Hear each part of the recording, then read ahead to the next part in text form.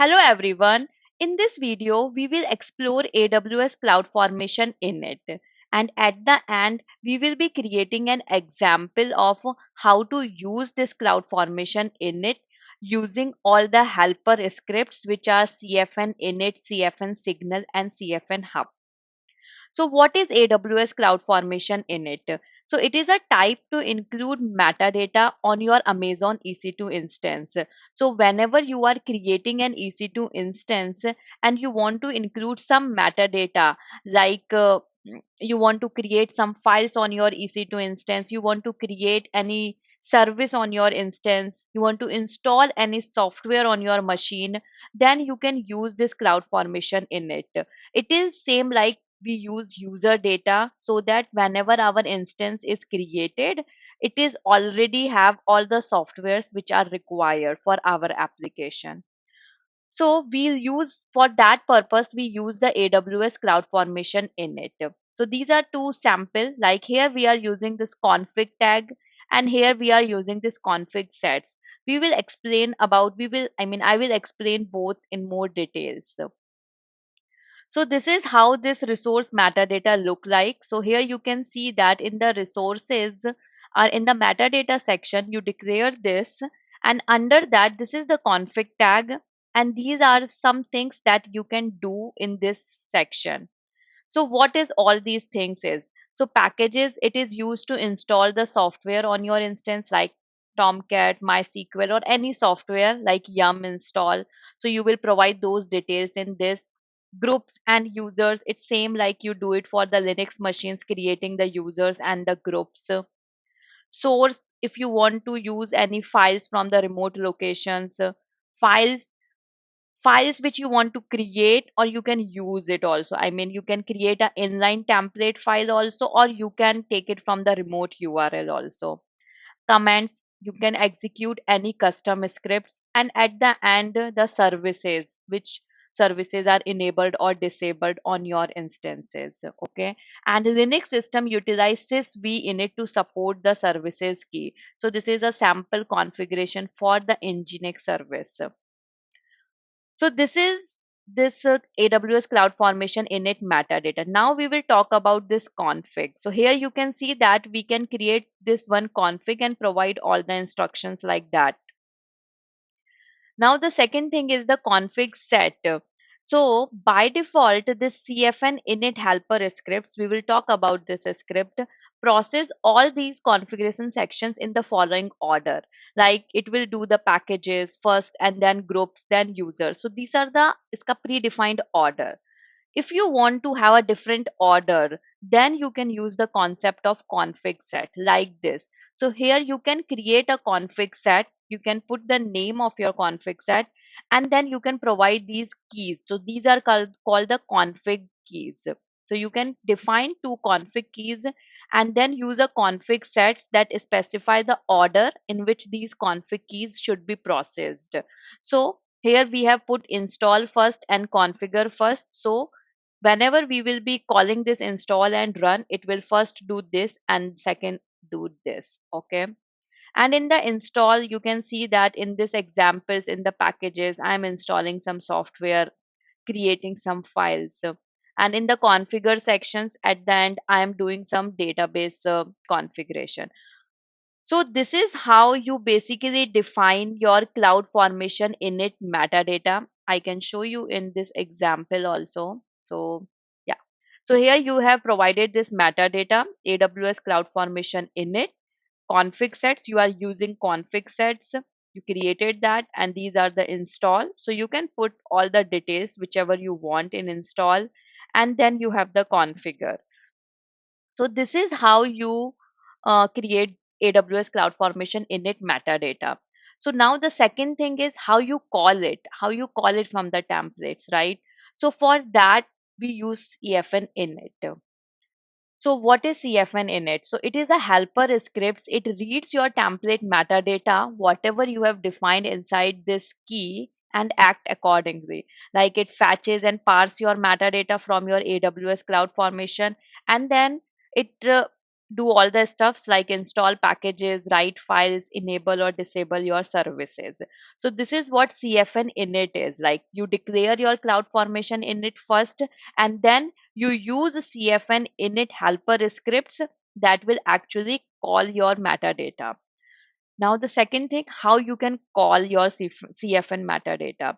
So here you have seen that we have specified the config set, which when you call, I mean, you can define your config set when you call your CFN init, or if you do not have any config sets, like you are directly using the config keys, then it automatically takes whatever with the name config. Okay. So in your user data section, so basically in your EC2 instance, you have to use the user data section to call the CFN init. And you must pass user data in base 64 format. So you are using this base 64. And here you can see that I am calling this opt AWS bin CFN init. Here I am providing my stack name, I'm providing my resource regions, all these details, right? So this is how you can call the CFN init. So in this case, in this example, you can see that I have not provided the config set. So it will automatically pick whatever is in the config key. So let me show you the example where I am calling config sets. And if you have to call the config sets, you will be calling it like this. So this is what CFN init script does. Now the second thing is the CFN signal. So what is this? This is also a helper script. It signal AWS Cloud Formation to indicate whether your Amazon EC2 instance is successfully completed or not. Okay. It has all the services configured properly, everything it checks, and accordingly it provides the signal. So for that, you use do it in the user data section. You put CFN signal, you provide all these details, and it works with the creation policy. There you have defined your timeout. So according to this timeout definition, according to this timeout configurations, it signals your cloud formation stack that yes, it is completed now. Okay. So this is what is CFN signal is. Now there is one CFN hub.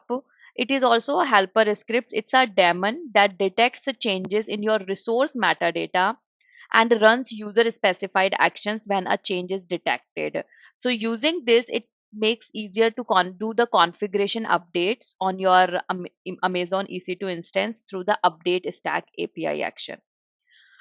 Okay, so we have explored about all the cloud formation in it and how it works. So now we will create one demo of the sample lamp stack. This is from their Amazon documentation. They have created this sample one. I will be just explaining it how it is working.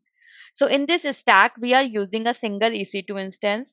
We will be creating a local MySQL database for the storage.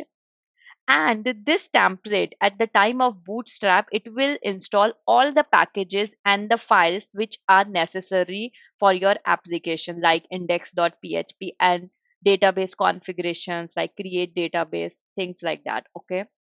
You can clone this YAML file. So in my GitHub repo, there is a YAML file CFN init lamp that you can use it for this demo. So let me just open my CloudFormation stack. Before that, let me just explain you what is this lamp.yaml file is doing. So here you can see that we have provided all the details, description, and the parameters, like I am using my key name, your key pairs. You have provided your database details, your DB name, what I mean, however you want to configure your parameters, you can configure it. And then I have defined the mappings for my EC2 instance types, like the AMIs region. So I have defined that. After that, I am creating the resources, which is my EC2 instance. Okay. And here in my EC2 instance, I have provided this metadata AWS CloudFormation in it. I defined the config sets. So now here you can see in the install, I am installing some packages. So as soon as my instance is up and running, it will be with all these softwares. I have configured this index.php, and this is the inline content. So it will automatically take all these files, whatever I have configured it here. Okay. So I'm setting up this MySQL file, creating some database, all those stuff. Okay. Here I'm using CFN Hub also. So this is how I declared my template metadata. Okay. And this is the configure. This is my second config set key where I am using, I'm trying to log in with my user ID passwords, creating the database and doing little bit of testing. And here it's normal properties. You are finding your instance type, which I need to create. You are providing this instance type, security groups, your key name. And in the user data, we are actually calling it. So here you can see that I'm calling this. I'm providing all these details. This is my instance logical ID, config sets, whatever I have provided above, and the region. And after that, I am doing the CFN signal also. And here is my creation policy. And at the end, I'm defining the security group so that I can SSH to that EC2 instance. And last, we have declared the output so that as soon as this stack is completed, I should be able to access this website using this. So here you can see that I'm using this get attribute and I'm getting the web server instance and public DNS name. Okay. So now let's just open the AWS console and create this stack. So you can upload it.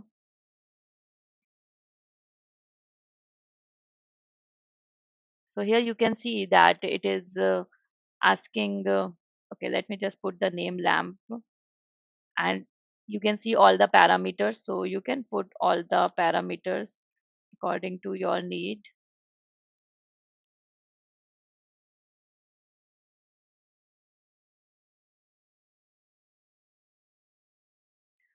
I'm selecting the instance type as T2 micro and the key name. So it is coming from my AWS account. So whatever is configured on your AWS account, it will come. And you can define your SSH location also. Click on next, create stack. So now it is creating the stack and I have taken the screenshot. So here you can see that once the stack is completed, you should be able to see these events. Here you can see that it is creating the web security groups and then it is creating a web server instance. And at last you see received success signal. So this is the CFN signal command. It sends the signal and after that it will say, yes, my script, your CloudFormation stack is completed successfully. And once this is done, in the output sections, you will be getting the URL that you can access it. And here you can see that whatever you have configured your in index.php, it is showing it here. So this way, basically, you have everything up and running without login to that EC2 instance even once. Everything is up and running. Okay. So that is also the reason that people uses this cloud formation stack, cloud formation init metadata instead of the user data that we use for EC2 instance, because for that user data you don't have any track what changes you have deployed and all those stuff.